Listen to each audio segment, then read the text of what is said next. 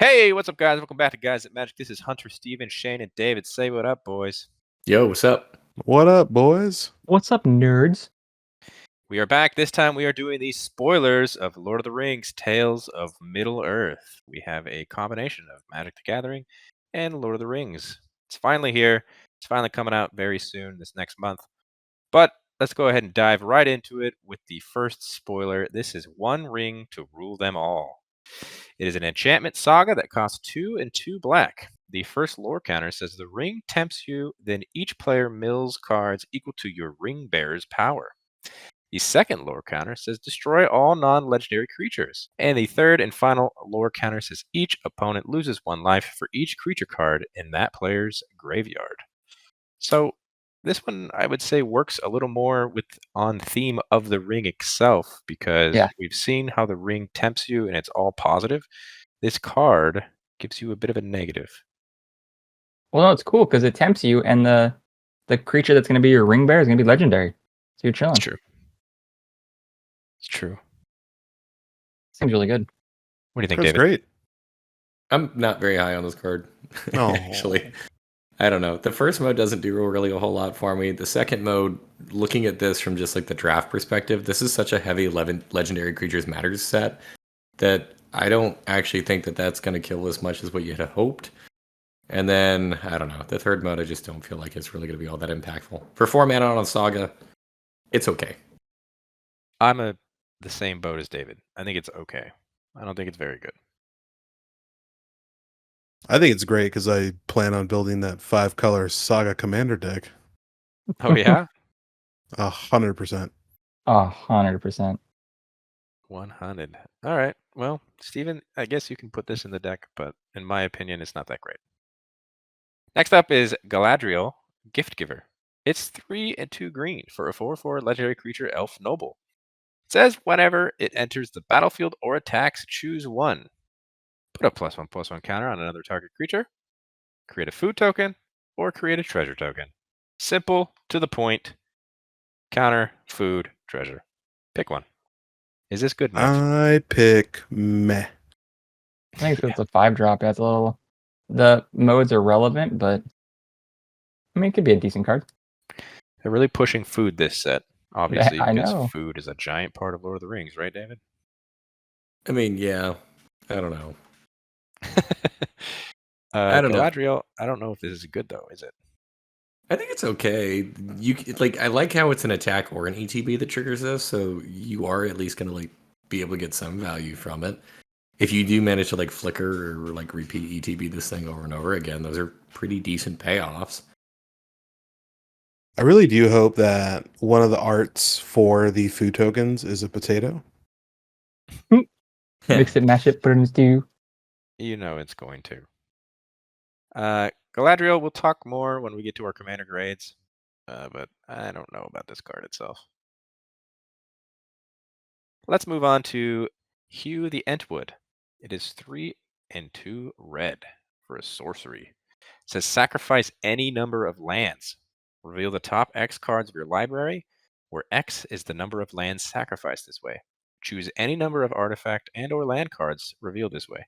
Put all non-land cards chosen this way onto the battlefield, then put all land cards chosen this way onto the battlefield tapped.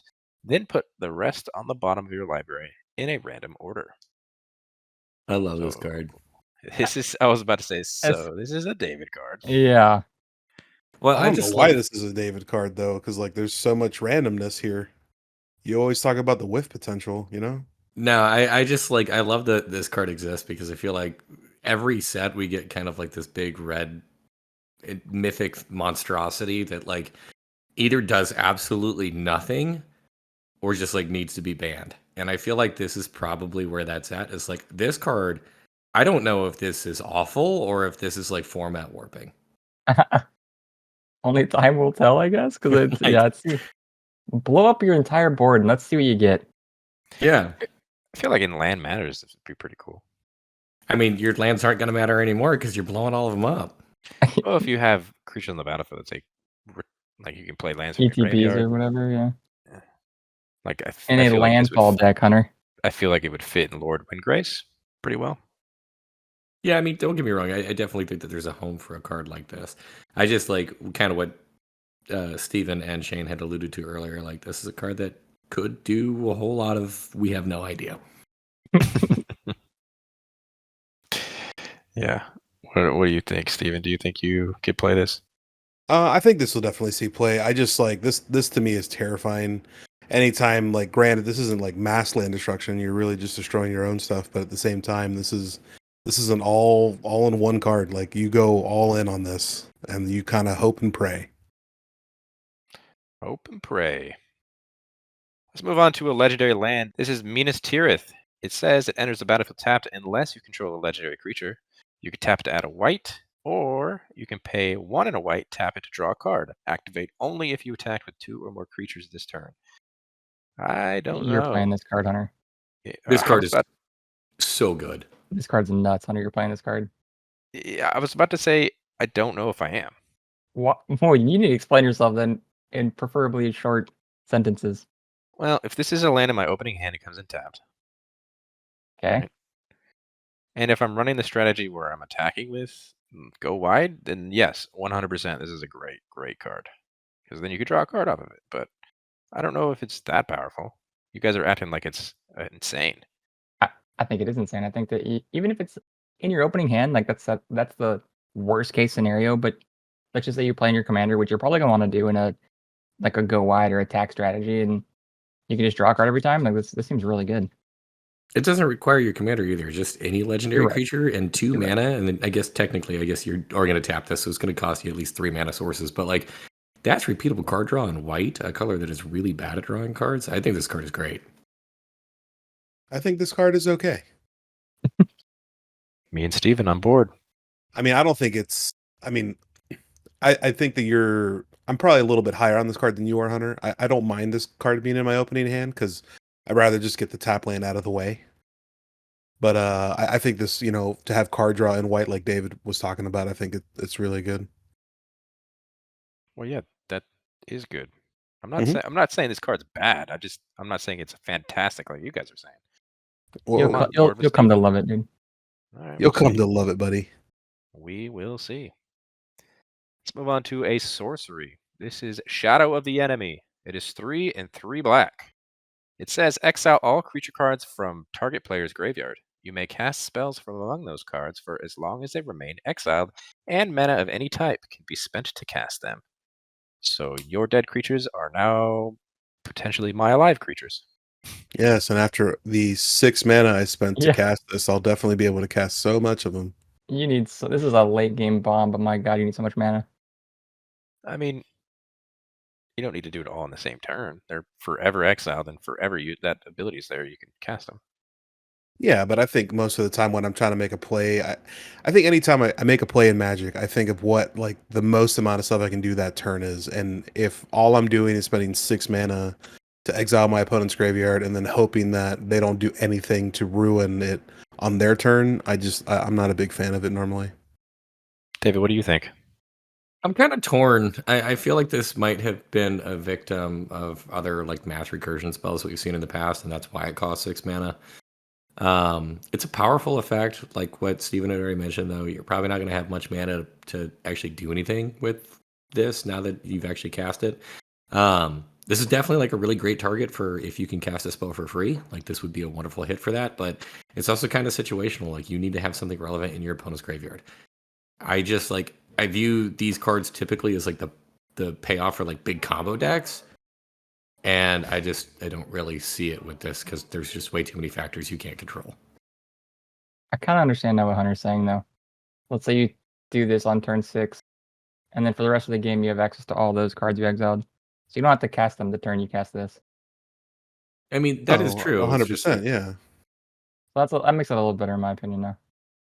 I just feel like if you're going to make such a big swing, like you probably need to close the game immediately because that's going to put a massive target on your back. Depends on what you're exiling, really. And it depends on how many cards are in the graveyard. Like, are you using this for one card that you really want? Probably not. There's cheaper recursion at that point. You know what, actually... Then I'm holding this card in my hand until there's more cards in the graveyard, I guess. Then I just have a 6-mana bomb in my hand for multiple turns that I'm just hoping to play. All right. Two things actually that now that I'm looking at this card a little bit more detailed. I originally misread this thinking that you had to target an opponent. You can actually target yourself, which makes me like this card significantly more. That's true. I think that, I don't know, if you get enough mana, you might potentially be able to like loop this. Board wipe tribal? No, not board wipe tribal. Just like use the ETBs of your creatures, like sack them off, and then be able to like get them back. Because I mean, it doesn't have the typical clause of like when that creature would leave the battlefield, exile it instead. Like it'll go back to the graveyard. So if you can cast this a second time, you could potentially just like continue to recur. There might be a combo here. That is true. Next up is Barad-dur. This is a legendary land that says it enters the battlefield tapped unless you control a legendary creature. Tap it, add a black, or you can pay XX and a black, tap it, amass Orcs X. Activate only if a creature died this turn. David, as someone that likes to play the old aristocrat strategy, is this going to the deck? I like this one less than I like Minas Tirith. It does give you the option to like continue to make tokens, which is more sacrifice fodder, which is really cool. But this one's significantly more mana intensive. I mean, you could do it. Yeah, it is. It does cost 3 if you want 1 orc, right? Yeah, and you're also using this, so you're losing on 4 lands. This card's going to be an all-star in any black deck that runs Cabal Coffers, Cabal Stronghold, and anything that where you're making a shit ton of black lands. This is going to be insane, and I really do like this card a lot. Why specifically black lands? Well, I mean, Urborg, Tomb of Yawgmoth makes all your land swamps, and Cabal Coffers, you just basically tap for a shit ton of black, and then I can now basically make a good army of orcs. It's single army. It's right. You're a mass. Yeah, the amass orcs it's treated as the same way as like a mass from what was it, War of the Spark? Yeah, zombie mass. Was it zombie? It was a army. There you go. Mm-hmm. Yeah, still army, but I mean, but yeah, regardless, it still makes a big creature. I mean, regardless, I think this would be a really fun addition into it. Next up is Eowyn, Fearless Knight. It is 2, a red and a white for a 3/4 legendary creature human knight. It's got haste. It says when it enters the battlefield, exile target creature and opponent controls with greater power. And legendary creatures you control gain protection from each of that creature's colors until end of turn. That is a powerful Boros card. Big fan. Yeah, it's a little aggressive for Boros in my mind. I don't like Boros getting that kind of card. Why? Because I see the decks you play, and I don't like that. It's fast. It's fun. Boros. That is obnoxious. Like, yeah, you're gonna be kind of mean to like one person. Nah. I'm gonna flicker this thing repeatedly. Exactly. Because like they don't get it back. Mm-hmm. It's exiled. It's not until this leaves. It's gone. Yeah, not to mention that static effect from the protection stays. So you can literally blinky, blinky, blinky, blinky, make it protect you from everything. Yep. But there is a but here. It only exiles things that's over 3. So. Oh no. I'm sure that you're going to be able to find a target for that. Yeah, I'm pretty sure you will. Eowyn is very powerful. This seems like a good card is good moment. Good card is good, guys, right? Yep. We will talk about it more when we get to our commander grades. Next up, Witch King of Angmar. It is 3 and 2 black for a 5/3 legendary creature, Wraith Noble. It's got flying. It says whenever one or more creatures deal combat damage to you, each opponent sacrifices a creature that dealt combat damage to you this turn. The ring tempts you. Also has another ability where you can discard a card. Witch King of Angmar gains indestructible until end of turn. Tap it. Seen that ability before. I love this. Really good. Yeah, I love this card. Yeah. It's a big beater in the air that's going to be really difficult to get away, like to get rid of, and then it has like that kind of pseudo built-in protection for you, where your opponents really have to start to wonder, do I want to swing in? Because if I do, and if my creature connects, it's just going to die. Yeah, that's why I gotta swing it with multiple creatures. Because you only have to sack one. If you had to sack every time a creature dealt combat damage, that would be insane. Well, that'd be just stupid, dude. Yeah. But it's still gonna have people pause, like David said. You'd be like, I really don't want to get rid of any of my creatures. I'm gonna attack somebody else. Unless you're a go wide rush strategy. Yeah, Connor, you should play this card, dude. You don't care. Play it? Why? Yeah, because then we won't attack you first. Ah, funny. And you'll have a I flyer. still will. Oh, He yeah, still will. Seems like a good card is good at those again. Wraith is coming back. Yeah. Look at that. Wraith is back. Back on the menu. Moving on to last March of the Ents. It is 6 and 2 green for a sorcery that says this spell can't be countered. Draw cards equal to the greatest toughness among creatures you control, then put any number of creature cards from your hand onto the battlefield. This is a hunter card. It is a me card so bad. I love this card. Well, this is going to go in, what is it, Arcades?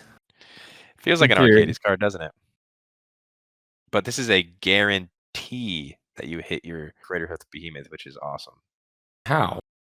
This spell can't be countered. If you have it in your hand, I'm casting this over Craterhoof. I'm so confused on why this is like a guaranteed Craterhoof. I'm saying it's guaranteed to hit the battlefield. It's It'd gonna be fun, man. edit. It's a good Yeah. card. David, I'm pretty sure though, if we did want to make Hunter's assumption correct, we could always just say he played Worldly Tutor beforehand. Yeah, but here's the thing. That's not 8 mana.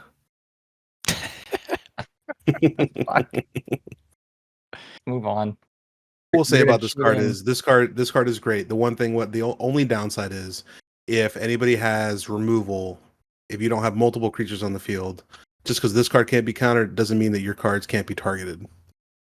Oh, I get that. But that is my only thing, my only negative on this card.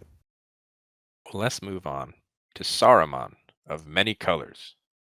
It is 3, a white, a blue, and a black for a legendary creature, Avatar Wizard. It is a 5/4. It has Ward, discard an enchantment, instant, or sorcery card. It says whenever you cast your second spell each turn, each opponent mills 2 cards. When one or more cards are milled this way, exile target enchantment, instant, or sorcery card with equal or lesser mana value than the spell from an opponent's graveyard. Copy the exiled card. You may cast the copy without paying its mana cost. Weird wording there. There's just a lot going on here. The ward, very interesting. Haven't seen that before.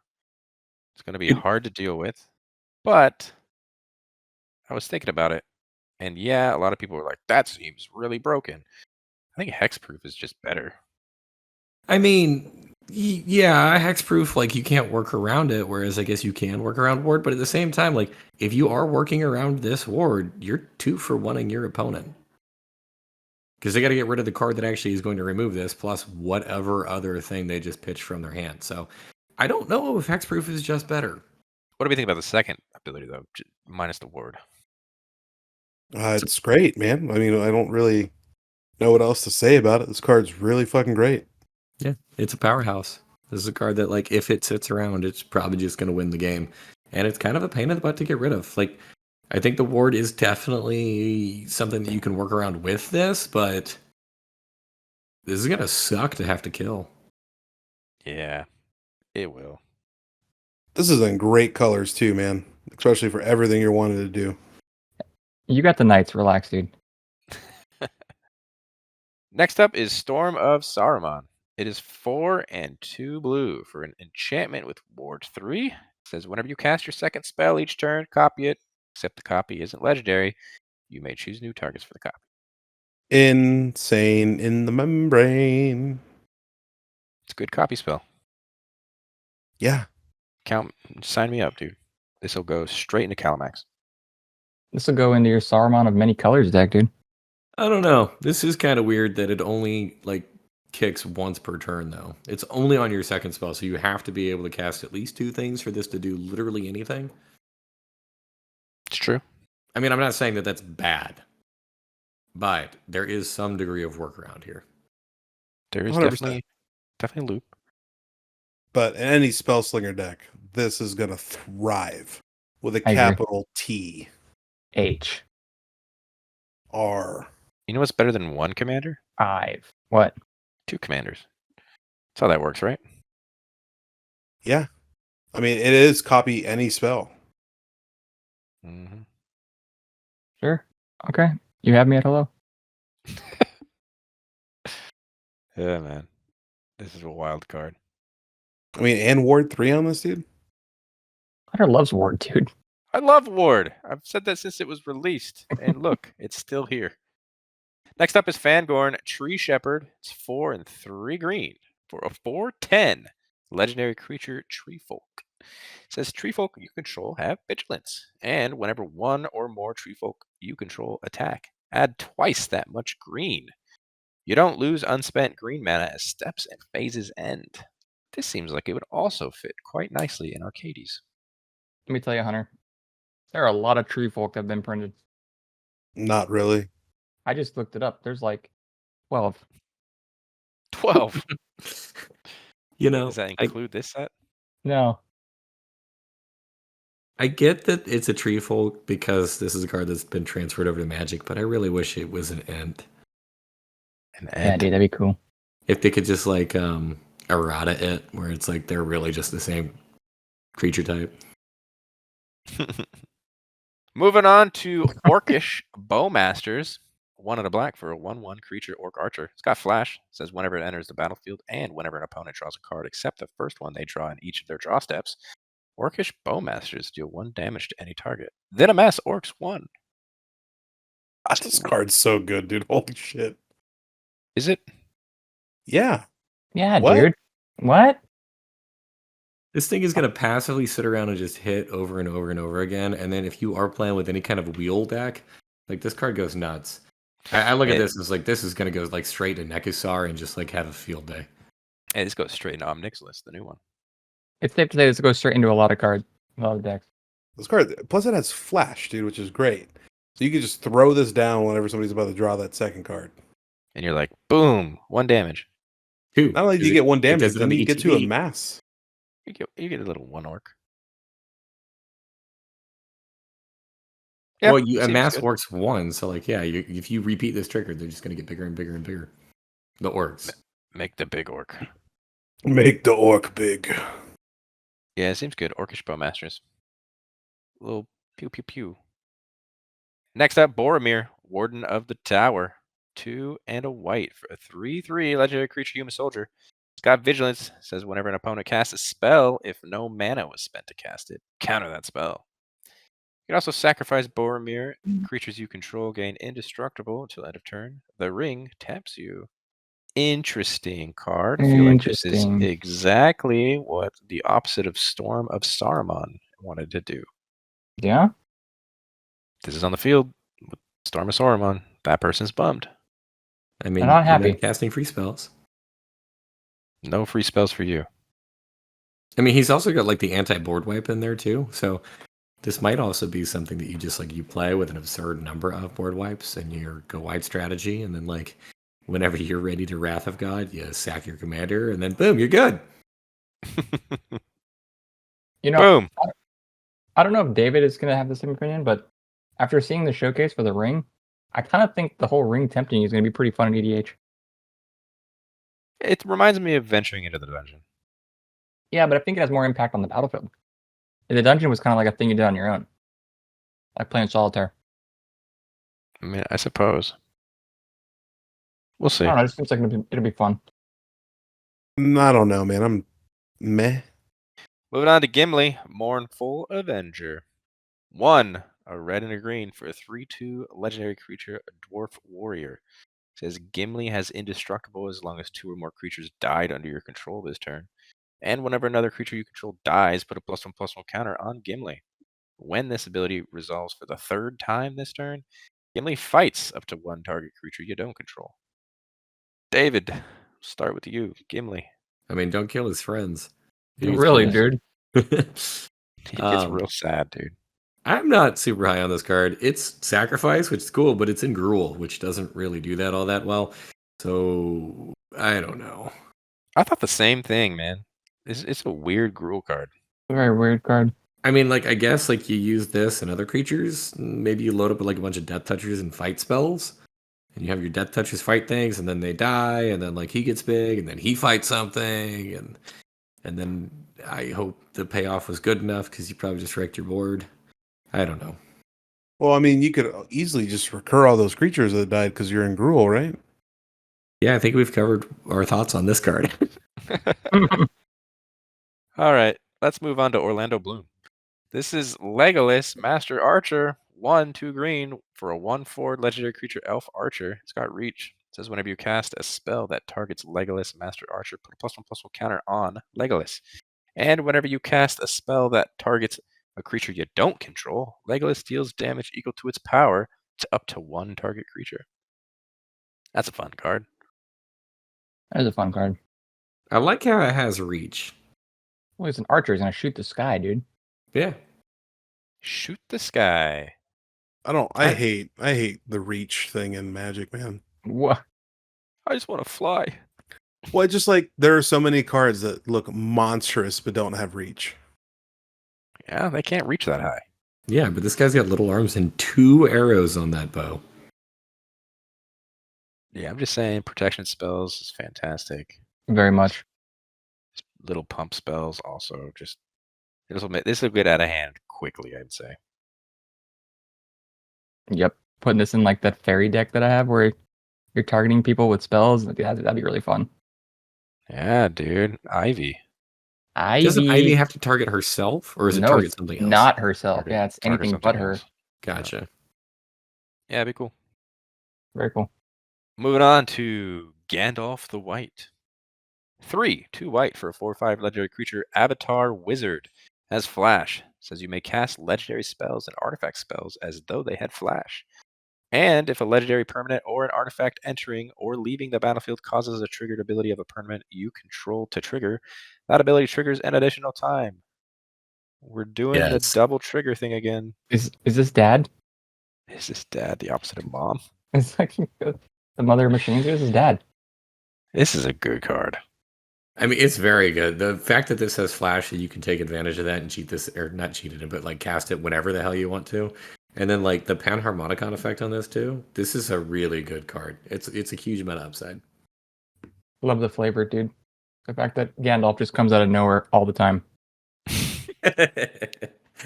There you go. That's why he's got flash. Mm-hmm. That's exactly right. Steven, what do you think of Gandalf the White? I mean, I just feel like I've seen this so many times before. You seen Gandalf on a card? Mm-hmm. Holy I mean, shit. there are several Gandalfs in this set. I don't know. I just cool, man. I it's a push card. We Is like it push? that. Yeah. Flash is a this great is mechanic. appropriate. I don't know. At 5 mana, I think this is probably really fine. Yeah, I think it's okay. Mono white too. I don't see a problem with it. Moving on to Sauron the Dark Lord. It is 3, a blue, a black, and a red for a 7/6 legendary creature avatar horror. It's got wards, sacrifice a legendary artifact or legendary creature. And whenever an opponent casts a spell, amass orcs 1. And whenever an army you control deals combat damage to a player, the ring tempts you. And whenever the ring tempts you, you may discard your hand. If you do, draw 4 cards. This is a wild card. Dude, this card is so good.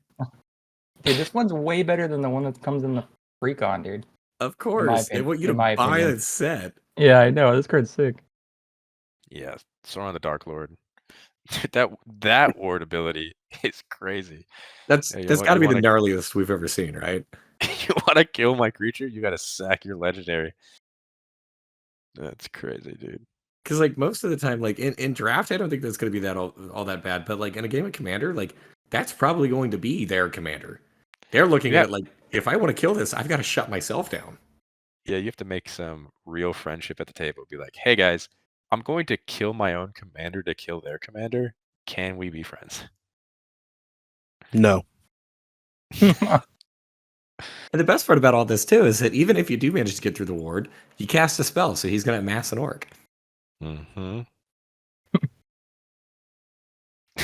It's crazy, dude. Like even the last ability there of like discard your hand and then draw 4 cards, like that is so cool. If I am spell slinging and I'm casting a bunch of things and I can get my hand low enough, or like heaven forbid I'm top decking, Just draw 4. dude, that's nuts. Hey, David, do I see a deck tech in the future? Probably, but I mean, this card is really, really pushed. I think you're going to Probably. see a deck in the future. I don't think. you might be gunning this down in paper across. We're going to be sitting down table. with. I'm pissed. Moving on to Samwise Gamgee. This is a green and a white for a 2/2 legendary creature halfling peasant. It says whenever another non-token creature enters the battlefield under control, create a food.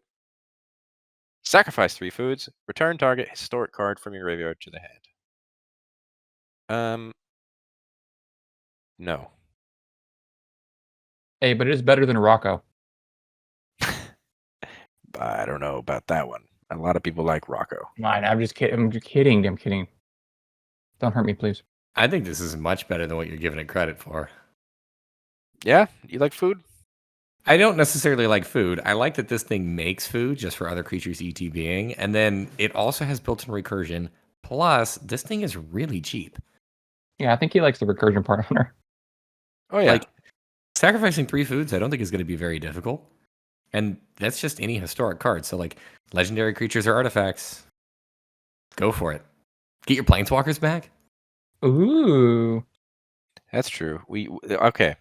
I'm Okay, here we imagining go. this in my head. An Academy manufacturer would be a fun card to throw in here. David's going to make One food, hand. make a food, make a Isn't that right, David? I already made a food deck. You made a food deck? Well, yeah. It also made treasures and other things, I guess. We played this. Yeah, that's true. Steven, anything to add? I'm just kind of hungry. I get it. Moving on. Next up, Mary, Esquire of Rohan. It is a red and a white for a 2/2 legendary creature halfling knight. It's got haste. It says it has first strike as long as it's equipped. And whenever you attack with Mary and another legendary creature, draw a card.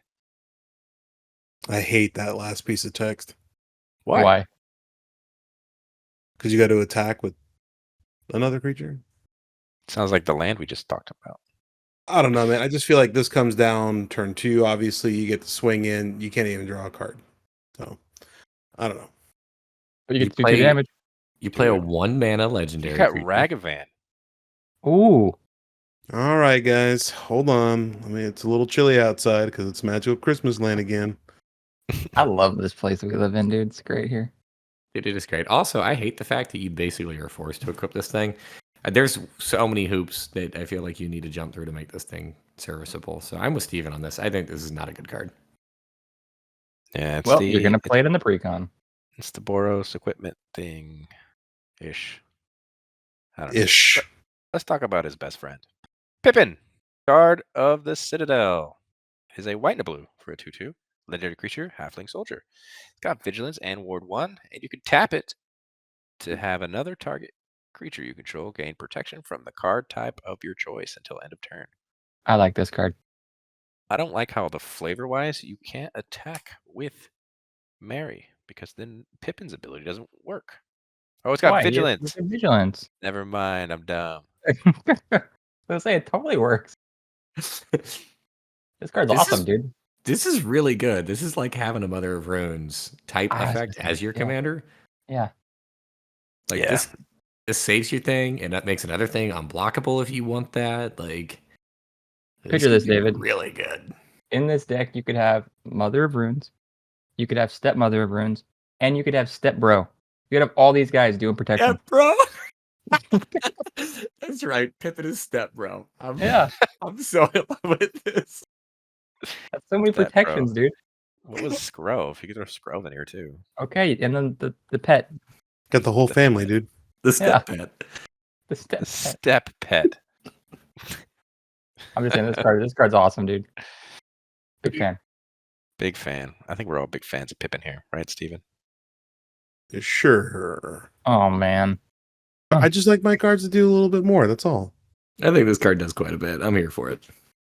Next up, Aragorn the Uniter. It is a red, green, white, and blue for a 5/5 legendary creature human noble. It says whenever you cast a white spell, create a 1/1 white human soldier creature token. It says whenever you cast a blue spell, scry 2.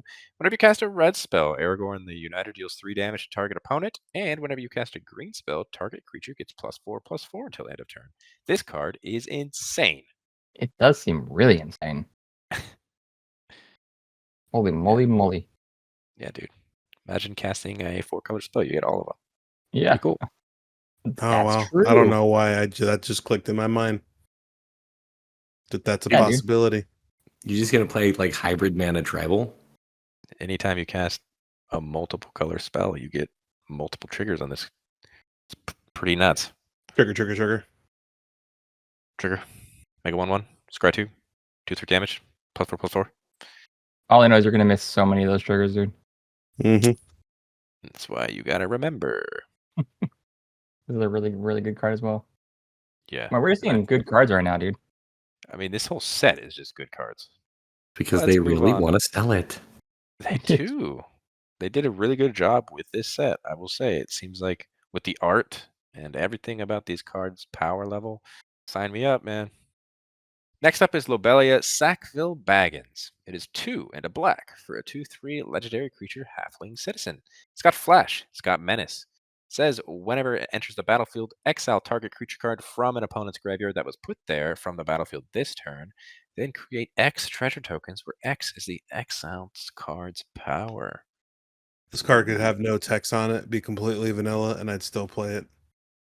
Cool. Sackville. What a Oh. great name. So dumb. Do we have a black dockside? Kind of. I really hope not. I mean, the flash on this is pretty good. It is somewhat restrictive, but no, I don't think this is dockside. I think this is much weaker than dockside now that I'm thinking about it. I mean, you can it's play her after a 100% board weaker wipe, than right? Dockside. I mean, board wipe or spot removal works with this very well. Mm-hmm. Yeah, but like whenever I think dockside, I never think like, oh, I'm going to cast it once. It's more like I'm going to cast it like 5 times in a single turn. And this doesn't, I feel like, have the same potential. It's not even a cast when it enters. You can recur this. I mean, I get that. So that being my point is like that's typically what my go-to strat with like a dockside is like cast it and then sack it and recur it, and then just like make a ton of mana. Which I mean, like you can technically still do that thing here, but her costing a little bit more, and then having to have another creature that actually did just die. So I feel like this is not quite as good. Will it see play? Almost guaranteed. Hey, man, you can play this Amen. on anyone's turn. Say someone else kills a creature, then you're like, hey, guess what? I get to make treasure for that creature you just killed. Okay, Lock. Maybe I need to go back. I'm not saying this card is bad. I'm just saying it's probably not as good as the best red creature in I don't know, so many formats. It's true. That is I'm a big true. fan of this card, though. I am as well. And this can be a commander, David. Moving on to what might be one of the best mana dorks ever printed? ? This is Delighted Halfling. 1 green mana for a 1/2 creature halfling citizen. You could tap it to add a colorless, or you can tap it to add 1 mana of any color. Spend this mana only to cast a legendary spell, and that spell can't be countered. Wow. Yikes. How delightful. I'm sticking with That's- Arbor Elf. Really? No. You know he's totally trolling, dude. Your So now commander can now no longer be countered with this card on the field. That's awesome. Yeah, Yeah, this is stupid good. it really I don't know is. how much we need to dive into this one.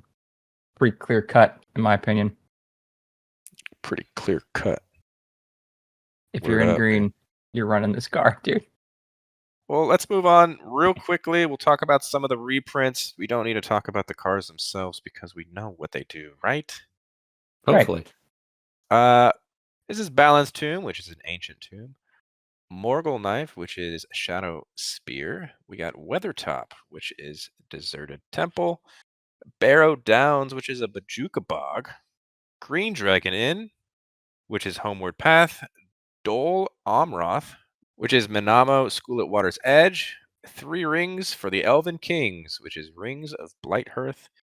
We have Isengard, Saruman's fortress, which is Boseiju, who shelters all. Elisar, the Elfstone, which is a Cloudstone curio. Argonath, Pillars of the Kings, which is the Ozolith. We have Paths of the Dead, which is a Cavern of Souls. And we have Fangorn Forest, which is a Yavimaya Cradle of Growth. You got your Ozolith reprint, dude. Dude, Did get an Ozolith reprint, which is great. We needed it. A Cavern of Souls, though, is a massive reprint. hell yeah, Ancient Tomb in there too. What is that right now? Like $60? I don't know. I refuse to buy this version of Ancient Tomb. Why? Why? I hate that text at the bottom, dude. It's just all caps, That man. is It's not his tombstone. That is, I don't give a. That is so aggressive. Bro, He's if you open screaming it, you're it, gonna be dude. stoked. Balin, son of the fallen Lord of Moria. That's exactly how they wrote it down, too, dude. Fantastic.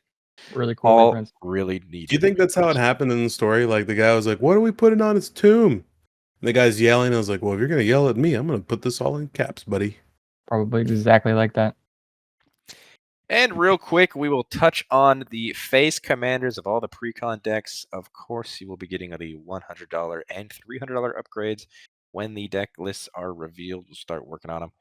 But real quick, we'll talk about just the face commanders. Sauron, Lord of the Rings, is 5, a blue, a black, a red for a 9/9 legendary creature avatar horror. It says when you cast the spell, amass orcs 5, mill 5 cards, then return a creature card from your graveyard to the battlefield.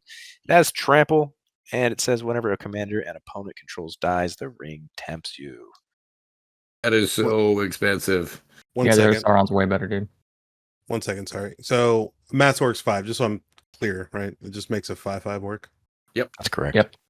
It's a lot of power for what it's worth, but I mean, this is 8 mana. You're probably going to be trying to do some kind of Voltron with this commander, I'd imagine. I doubt it, dude. This thing is just like you cast. So for 8 mana, you cast this. You get a 9/9. You get a 5/5, and you get whatever you just recurred. This is an 8 mana commander. Like there is some very serious hoops that you got to jump through.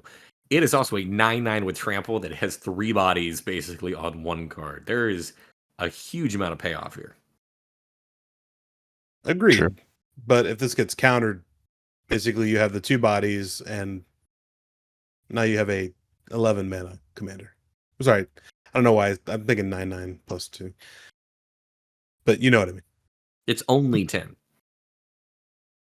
We can make it happen. We can make it happen. And hey, man, just let this go to the graveyard and recur it. Yeah, that's you are the only in way it's gonna probably come back.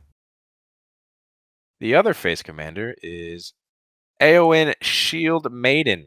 It is 2, a blue, a red, and a white for a 5/4 legendary creature human knight. It's got burst strike. It says at the beginning of combat on your turn, if another human enters the battlefield under your control this turn, create 2/2 red human knight creature tokens with trample and haste. Then if you control 6 or more humans, draw a card. Go wide strategy, right? I guess. I mean, yes, it is go wide strategy. Just gotta go wide. Get to draw a card if you have a big board. Knights, Steven. It's only one night that matters in this world. I will say I do like this card. I do. It's not the Knight tribal I'm looking for, but I can put Herald of Hoofbeats in here. Get out of my face. I don't know. It's definitely very go widey. Like it rewards you for having your strategy kind of kick and go off, so that's cool.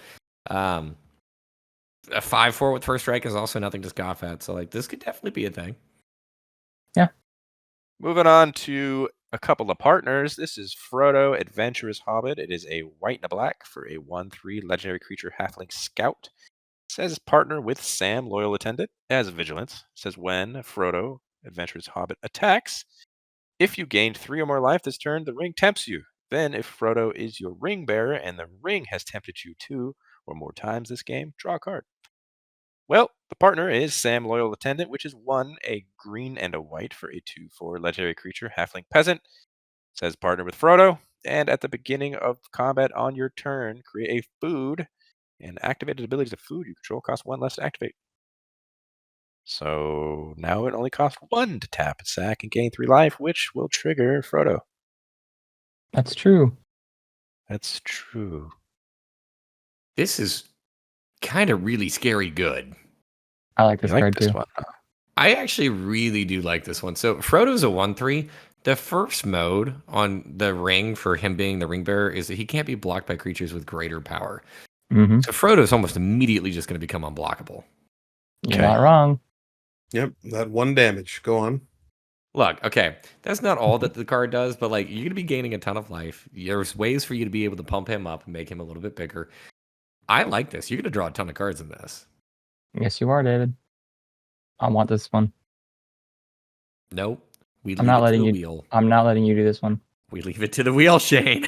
Shane, I What's thought the for wheel? sure you'd want the Simic one. What's No, 'cause I'm crazy not- about this what? card is that it will always draw you a card if you get tempted twice for the remainder of the game. Which is, I think, very easy to do. There's gonna be so many cards in this deck that just help you tempt. Let alone he'll do it himself. And like you said, there's only upside on the ring tempting you. Like this is gonna be a pretty nutso deck. If you have the perfect curve, the ring will tempt you on turn 3. Let's do it. Which isn't difficult to do. Yeah, I'm a I like fan. it. Oh yeah, I was gonna say I like it. I'm a big fan. Yeah, good deck, good. Good deck should be good. Let's talk about the one that I'm going to have to build. All right, and the final one is Galadriel, Elven-Queen. 2, a green, a blue, for a 4/5 legendary creature elf noble.